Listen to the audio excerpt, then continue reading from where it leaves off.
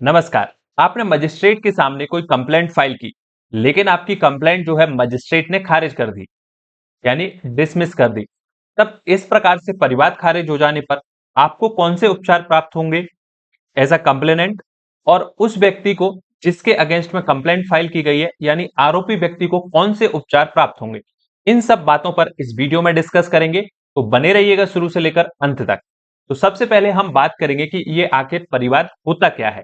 देखिए, परिवाद के संबंध में आपको ज्यादा जानना है, अच्छे से समझना है कि परिवाद क्या होता है, तो इसी चैनल पे हमने नए कानून के अंतर्गत परिवाद पर वीडियो बनाई हुई है, वो आप देख सकते हैं। सामान्य भाषा में कहें तो देखिए, परिवाद क्या होता है, जब किसी व्यक्ति के साथ में कोई अपराध होता है तो उस व्यक्ति के पास में उस अपराध के संबंध में दो विकल्प होते हैं। या तो वो पुलिस थाने जाकर एफआईआर दर्ज कर सकता है, या फिर वो मजिस्ट्रेट के सामने जाकर परिवाद कर सकता है। तो परिवाद की बात की जाए तो देखिए, जब कोई भी अपराध से पीड़ित व्यक्ति मजिस्ट्रेट के सामने जाकर ये अभिकथन करता है, यानी ये कहता है कि उसके साथ में अपराध किया गया है और मजिस्ट्रेट उस पर कार्यवाही करे, तो इस प्रकार से उसका अभिकथन करना परिवाद कहलाता है। और ये जो परिवाद होता है, ये मौखिक भी हो सकता है और लिखित रूप में भी हो सकता है। देखिए, इसे आसान भाषा में समझें तो एक एग्जाम्पल लेते हैं अपन अपने घर का। मान लीजिए कि आपके घर में दो बच्चे हैं, एक बड़ा भाई है और एक छोटी बहन है। दोनों एक दिन आपस में लड़ लेते हैं। भाई जो है गुस्से में आकर बहन को एक तमाचा मार देता है और बहन रोने लगती है। अब वो छोटी बच्ची जो है, बहन, वो जाती है उसके पापा के पास और कहती है रोते हुए कि पापा, भाई ने मुझे बहुत मारा। अब वो किस लिए कह रही है अपने पापा से ये चीज? इसलिए कह रही है कि भाई को पापा जो है डांटेंगे और उसकी मार लगाएंगे, यानी कि इस उद्देश्य से वो कह रही है कि पापा, भाई ने मुझे मारा। तो यहाँ पे जो बहन का कथन है, उसे क्या कहेंगे हम? शिकायती तो कहते हैं कि पिताजी से वो शिकायत कर रही है। तो यही जो है शिकायत परिवाद कहलाती है। तो अब ये तो हो गई आपकी कंप्लेंट। अब आते हैं कि हम परिवाद खारिज कब कब हो सकता है। देखिए, परिवाद खारिज की दो स्टेज होती हैं।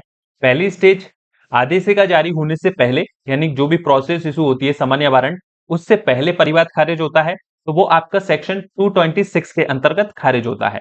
इसके अलावा दूसरी कंडीशंस होती है जिसमें आदेशिका जारी यानी कि समन या वारंट इशू होने के बाद में खारिज होता है। ड्यूरिंग ट्रायल में जो परिवाद खारिज होता है, जिसे हम सेक्शन 272 बीएनएसएस और 279 के अंतर्गत देखेंगे, जिसे हम, इसका एक और पार्ट होगा इस वीडियो का जिसमें बात करेंगे। तो इस वीडियो में हम बात करेंगे प्रोसेस इशू होने से पहले सेक्शन 226 के अंतर्गत।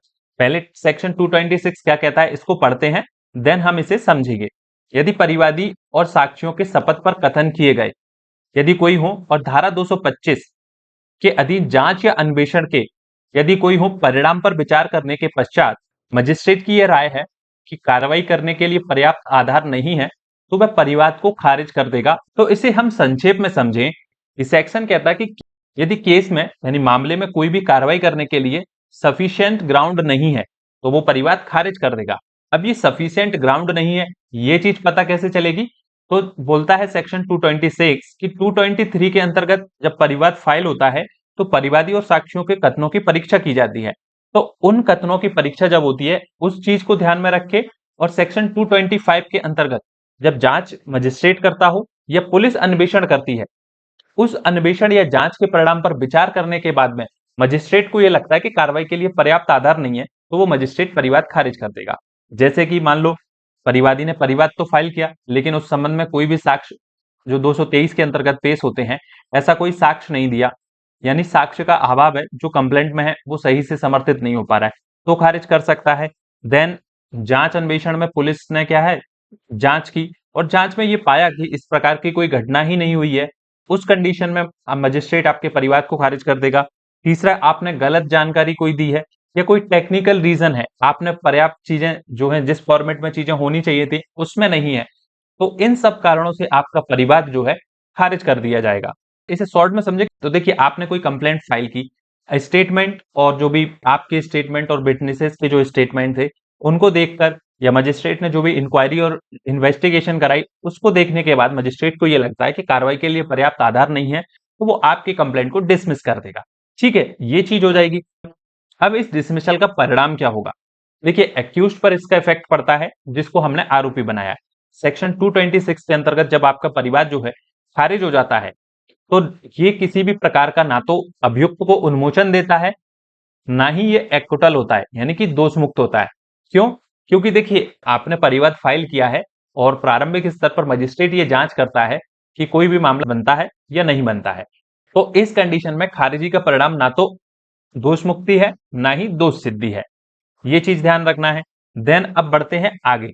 अब ये बात आती है कि ये परिवाद जब खारिज हो गया, तो डिसमिसल के जो ऑर्डर है उसके अगेंस्ट में परिवादी को कौन से उपचार प्राप्त होंगे और जो आरोपी व्यक्ति यानी अक्यूज्ड पर्सन है उसे कौन से उपचार प्राप्त होंगे। उसमें सबसे पहले हम बात करेंगे कि परिवादी को कौन से उपचार प्राप्त होते हैं, यानी कि जिस व्यक्ति ने कंप्लेंट फाइल की थी, अब उसकी कंप्लेंट खारिज हो जाती है, तो उस कंडीशन में उसके पास सबसे पहला जो उपचार होता है वो उपचार होता है कि वो उस खारिजी के ऑर्डर के अगेंस्ट में एनएसएस के सेक्शन 438 के अंतर्गत सेशन कोर्ट या हाई कोर्ट में रिवीजन फाइल कर सकता है। परिवादी के पास में दूसरा उपचार प्राप्त होता है कि वो एक फ्रेश कंप्लेंट फाइल करे, यानी कि ये जो दोबारा कंप्लेंट फाइल होती है, यानी कि फ्रेश कंप्लेंट जो फाइल की जाती है वो केवल और केवल अपवादित दशाओं में ही होती है। ऐसा कहा गया था पूनम चंद जैन बनाम फजरू 2005 के मामले में। सुप्रीम कोर्ट ने ये डिसाइड किया कि यदि एक बार परिवाद खारिज कर दिया जाता है तो उन्हीं तथ्यों के आधार पर दूसरा परिवाद भी फाइल किया जा सकता है। इसमें एक लेकिन शब्द जोड़ दिया गया जो ये बताता है कि परिवाद केवल अपवादित दशाओं में ही मेंटेनेबल होगा, यानी कि पोषणीय होगा। यानी आसान भाषा में कहें तो दूसरा परिवाद यानी फ्रेश कंप्लेंट केवल और केवल अपवादित दशाओं में ही फाइल की जा सकती है, यानी कि टेक्निकल ग्राउंड पे आपकी कंप्लेंट डिसमिस हुई है तो आप कर सकते हैं। यदि गुण दोष के आधार पर आपकी कंप्लेंट को डिसमिस किया है तो उस कंडीशन में आपके पास दूसरा परिवाद फाइल करने का विकल्प नहीं होगा। ठीक है, तो ये तो हो गए परिवादी के दो उपचार जो मुख्य रूप से होते हैं। अब एक तीसरा उपचार परिवादी को होता है, वो हालांकि बहुत रेयर मामलों में यूज होता है। वो है आपके बीएनएसएस के सेक्शन 528 के अंतर्गत आप हाई कोर्ट जा सकते हैं। लेकिन ये तभी जा सकते हैं जब आपने दोनों उपचार जो थे आपके पास में परिवाद फाइल किया, रिवीजन भी फाइल आपने कर दिया, उस कंडीशन में आपके पास किसी भी प्रकार का रिलीफ नहीं मिल पाया और आपके साथ वाकई में अन्याय हुआ है, तो सेक्शन 528 के अंतर्गत आप न्याय के उद्देश्यों की पूर्ति के लिए हाई कोर्ट जा सकते हैं। अब बात करते हैं कि जिस व्यक्ति के अगेंस्ट में परिवाद फाइल किया जाता है और वो परिवाद खारिज हो जाता है, तब उस कंडीशन में अभियुक्त को यानी आरोपी व्यक्ति को क्या उपचार प्राप्त होंगे। क्या वो इस प्रकार के झूठे परिवाद करने वाले व्यक्ति के अगेंस्ट में कोई कार्रवाई कर सकता है? तो जी बिल्कुल कर सकता है। उसमें सबसे पहला जो उसको उपचार मिलता है भारतीय न्याय संहिता की धारा 248। जब भी कोई परिवाद खारिज होता है या मिथ्या कोई आरोप लगाता है तो भारतीय न्याय संहिता की धारा 248 के अंतर्गत फॉल्स एलिगेशन के लिए उस पर केस दर्ज कर सकता है। हालांकि जिस मामले में हम इस वीडियो में बात कर रहे हैं उसमें ये उपचार साबित करना बड़ा कठिन होता है। तो आगे जब हम इसके दूसरे पार्ट में डिस्कस करेंगे परिवाद खारिजी के संबंध में, तो वहां पर इसका महत्व ज्यादा होगा। भाई दूसरा उपचार उसको प्राप्त होता है मानहानि के लिए वो सिविल और क्रिमिनल कार्रवाई कर सकता है। सिविल के लिए वो सूट फाइल कर सकता है जिसमें वो अपनी मानहानि के लिए कंपनसेशन यानी प्रतिकर की मांग कर सकता है। दूसरा है क्रिमिनल डिफॉर्मेशन में वो जा सकता है भारतीय न्याय संहिता की धारा 356(1) के अधीन मानहानि का केस फाइल करके और इस प्रकार परिवाद फाइल करने वाले व्यक्ति को सजा दिलवा सकता है।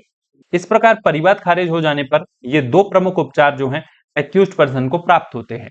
अब एक इंपॉर्टेंट सवाल ये आता है, जब मजिस्ट्रेट जो है परिवाद को खारिज करते हैं तब वो क्या अभियुक्त को प्रतिकर दिला सकते हैं एनएसएस के सेक्शन 273 के अंतर्गत? तो इसका आंसर है बिल्कुल नहीं, क्योंकि धारा 226 के अंतर्गत जब परिवाद खारिज होता है तो वो एक इनिशियल स्टेज होती है। तो उस कंडीशन में अक्यूज ना तो दोषमुक्त होता है ना ही उन्मोचित होता है। तो इस दशा में किसी भी प्रकार से जो है मजिस्ट्रेट 273 के अधीन प्रतिकर नहीं दिला सकता।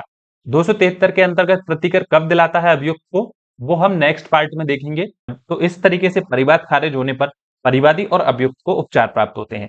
यदि आपका कोई भी डाउट है, कोई चीज आपको समझ नहीं आई है, तो नीचे आप कमेंट सेक्शन में पूछ सकते हैं। और वीडियो यदि आपको अच्छा लगा है तो इसे लाइक शेयर करना बिल्कुल मत भूलना और ऐसे ही और वीडियोस के लिए चैनल को सब्सक्राइब जरूर कर लीजिएगा।